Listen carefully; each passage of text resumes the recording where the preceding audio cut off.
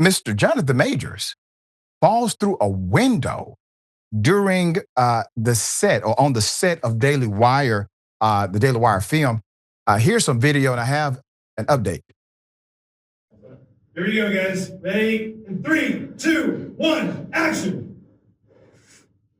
No! Oh! Guys, let it get back. Let it get back. Yeah.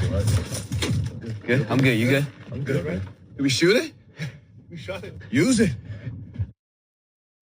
All right. Put it up full mass.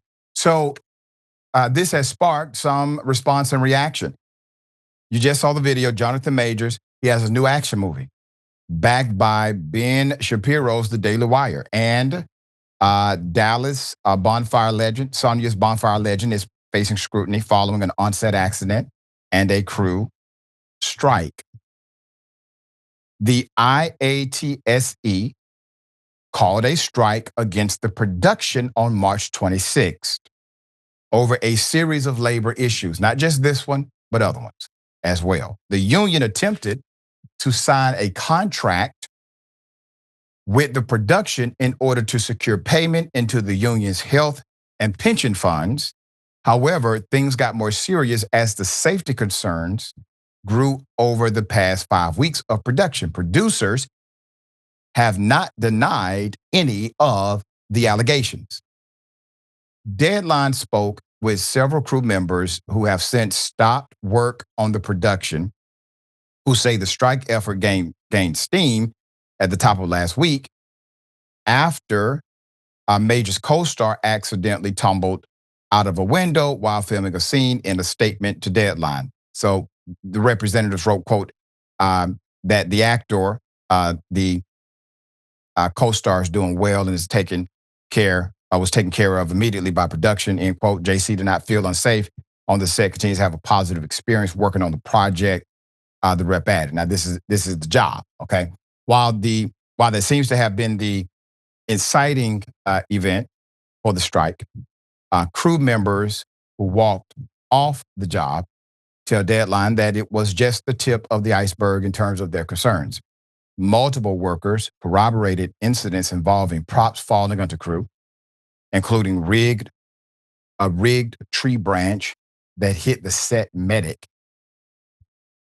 Several crew also confirmed there were no meetings with department heads or writer-director Kyle Rankin, a head of complex stunts, or the use of prop firearms. We hear the production has been using airsoft guns. Outreach to the armor and prop master to determine set safety protocols surrounding firearms were not returned. In fact, one crew member with decades of experience told Deadline they witnessed, quote, no normal production activities, end quote, on set, such as the presence of a unit production manager or even a crew list. Quote, you couldn't find anybody. You didn't know who they were. They said, adding that crew eventually began circulating a, quote, black market crew list to try to identify their colleagues themselves. Deadline also understands that the production required a location change after crew pushed back on the use of space that was infested with black mold. Producers had wanted to move forward with the location even after a contractor warned that the building was likely constructed with asbestos and should be properly tested. Instead, crew discovered the mold on their own and as they prepped the location. Quote, they didn't really care about the long-term effects on the crew, end quote. One of the former set laborers told Deadline, quote, I don't think it even crossed their minds because they're so inept. I have more, but the extreme incompetence or the level or the lack of expertise is quite appalling. When you combine all of that into one production, you see many expressions of the incompetence unfolding as, well, incidents, as they're calling them. There's more. So members of the crew said they've also raised concerns about special effects supervisor Chris Bailey. who has previously pled guilty to illegal possession of explosives on a movie set. Can we back up just for a moment? He's probably cheap right now because of the situation, okay? It may be cutting corners financially in order to have these individuals on set. So he's, there's a concern here about him having the alleged illegal fire explosives. He was prohibited from handling explosive materials because of a prior criminal conviction, according to a 2021 press release from the Department of Justice.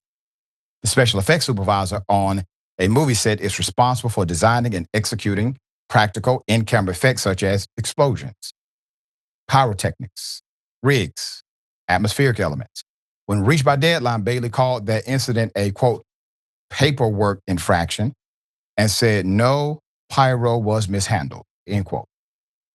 By the time that the crew went on strike last week, more than 60% had signed union cards affirming they wanted a collective bargaining agreement via the union IATSE. However, the firm's producers have made it quite clear they have no intention of doing so.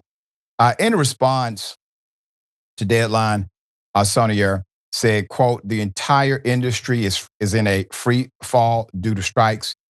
And now that their members are out of work, they're trying to sabotage a few people who are still producing. We don't negotiate with communists.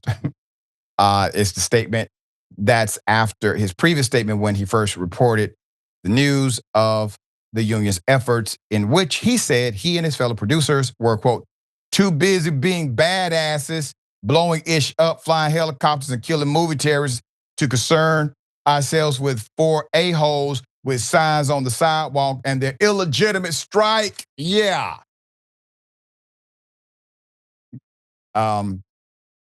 You all are going to cost the investors a lot of money, sir, all due respect. And if they keep you, they should have to pay out, especially after that ridiculous statement that could be utilized in the court of law against you for liability. All right, Jackson, thoughts? Man, Jonathan Major's fall from grace has just been amazing. To go from basically being one of Marvel's steady in-house people, he was there, he was there, and then everything went south the way that it did. But I'm like, damn, Ben Shapiro, the only person you could have went with, you couldn't have went with Tyler Perry or something. Like, I don't know, somebody else got to be hiring. I mean, it's good that he's okay, but it's just, you can never take anything for granted, and you got to do your best to treat people well, because you never know. Karma's a funny thing. Sometimes it doesn't come for you, and sometimes it does. Yeah, and you can find yourself working for Ben Shapiro.